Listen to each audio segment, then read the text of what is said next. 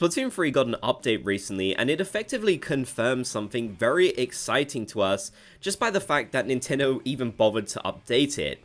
Now, as I mentioned in my previous video, Nintendo made a whole ton of changes to the Tri-Colored Turf War maps. They changed Eeltail Alley, Hammerhead Bridge, Mako Mart, Crableg Capital, and Bluefin Depot. Now, this was definitely a surprising update, and I went into more detail about it in my last video. I'm not here to talk about why they did this, but it does confirm to us that all of these maps will make a return at some point in Splatoon 3, which is very exciting news. Now, we generally had an idea that most maps would return at some point, but this is definitive confirmation that we will be seeing them appear again in Splatfest in the future.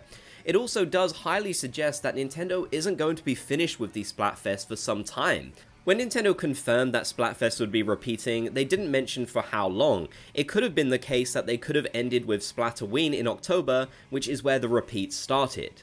But them making all of these changes now, especially when they're so significant, does really suggest to us that we can expect to see Splatfest going forward for quite a while, perhaps even another entire year.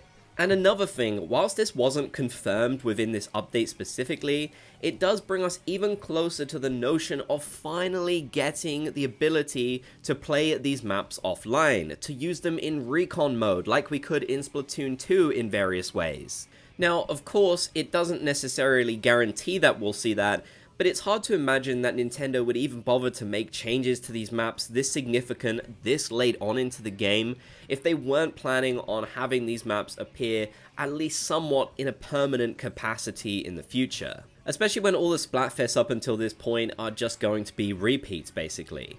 I know that's a feature people have been asking for incredibly long now, so hopefully we will get it in the next update patch, but this is an incredibly good sign, and it does show us that we've got many more Splatfests to look forward to in the future, and we'll have some new things to check out as well with these maps getting their minor changes, hopefully of which will improve the gameplay too.